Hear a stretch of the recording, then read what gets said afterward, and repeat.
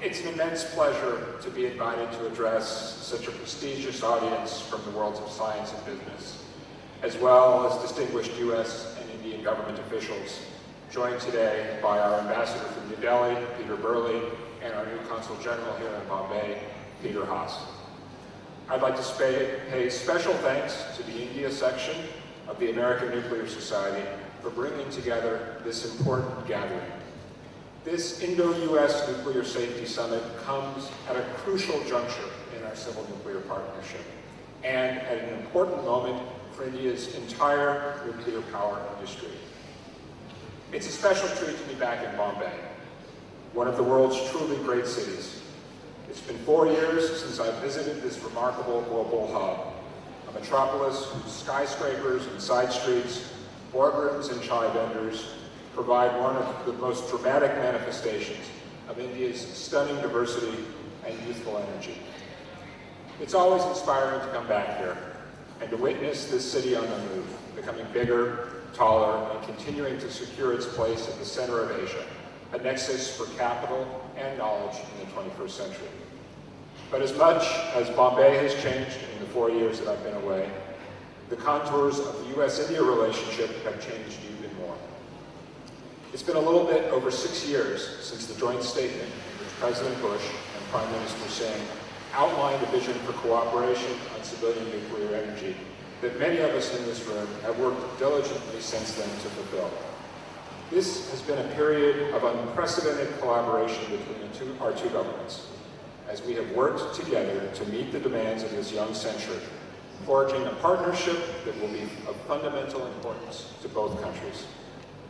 I'm here today, as much as anything, to listen to the Indian officials and American business representatives and to hear your ideas about how best to take forward our relationship. With these brief remarks, I'd like to offer some personal reflections on the U.S.-India civil nuclear deal. And specifically, I'd like to address the following 3 issues. First, to review the objectives of our civil nuclear cooperation. Second, to take a look at how we got here and what remains to be done. And third, to lay out Washington's vision for where this partnership will take us. Let's start with the strategic logic of the U.S.-India nuclear deal. On issues as diverse as keeping the world safe from nuclear weapons, fulfilling the commercial potential of our civil nuclear accord, partnering to combat climate change, supporting Afghan reconciliation, and consulting on the Asian balance of power, India and the United States are bound together by strategic necessity. We know that we must forge new habits of cooperation and partner to solve the great challenges that face mankind together in order to sustain the progress of the last decades.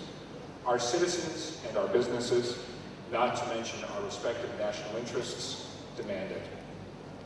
The symbolic core of our transformed bilateral relationship is the 2005 nuclear deal and our subsequent work together in the U.S. Congress, before the IAEA, and with the member states of the Nuclear Suppliers Group to enable its implementation. Our two governments' vision for civil nuclear cooperation was founded on the premise that India needs nuclear power to sustain its rapidly growing economy in a safe, clean, and cost-effective manner, and that the United States itself has a stake in India's continued economic success. The goal of the 2005 joint statement is to fulfill that vision, to provide India access to the technology it needs to build and safely maintain a modern and efficient fleet of civilian nuclear reactors and infrastructure, enabling India to tackle the power requirements of its growing economy. Prime Minister Singh has been clear that nuclear will be an important part of India's energy mix, supplying the power that drives India's manufacturing sector and lights India's homes and institutions of learning. However, our civil nuclear cooperation is about more than just powering computers and cell phones. It is fundamentally about transforming the strategic relationship between our two countries by working together to achieve the indispensable partnership that President Obama reaffirmed during his visit to India last year. In retrospect, the 2005 Civil Nuclear Agreement was the catalyst to much of what we have accomplished since then, through the U.S.-India Strategic Dialogue and 2 historic visits between Prime Minister Singh President Obama. To a degree few of us predicted at its inception, the nuclear deal became a joint venture, embraced by both governments at the highest levels, and then presented to the international community by both of us. This experience was key to establishing trust between our leaderships and demonstrating to the rest of the world what we could accomplish together. The logic of our strategic relationship and our civil nuclear cooperation ultimately centers on people. I'm sure that everyone in this room would affirm their desire to make people's lives better. But imagine for just one moment a young girl from a rural village. She has the drive and the determination to get her education and to chart a successful career and make a difference in the world. However, the odds are stacked against her because her village has no consistent electricity and suffers from health challenges and other blights of isolation. Her school has outdated books, and doesn't have the power to tap into the vast catalog of school materials available online. She is not without hope, and she is determined, but she and all of the inhabitants of her village deserve a chance. They need to be given the opportunity to learn, to compete, and to be able to utilize the technology the 21st century has to offer. Our nuclear partnership is about providing the energy that can help make that girl's dreams and the hopes of many others like her a reality. I'd like to now pivot and provide a short recollection of how the U.S.-India civil nuclear deal came to be.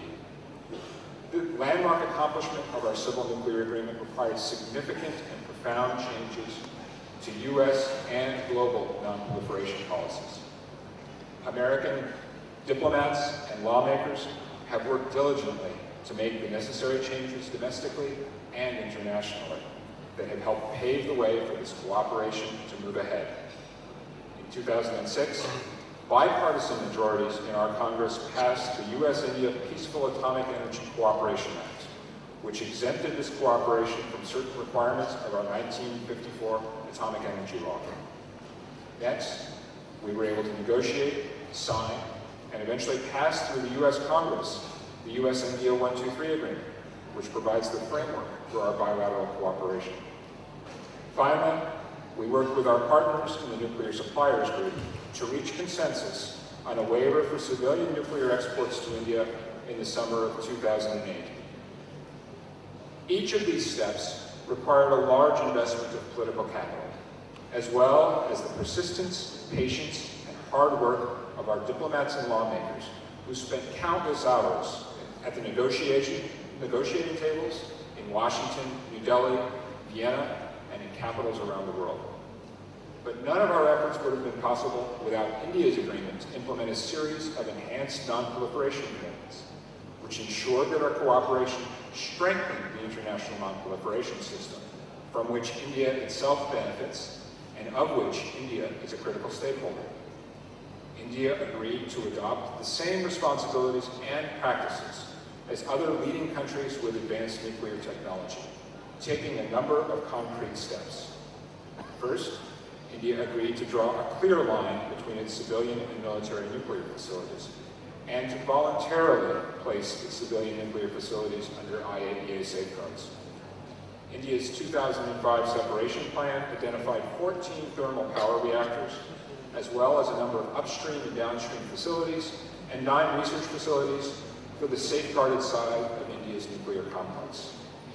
Next, India filed its declaration with the IAEA regarding these civilian facilities, and to demonstrate that the facilities would not in any way contribute to India's strategic program, India further agreed to an additional protocol applicable to those facilities.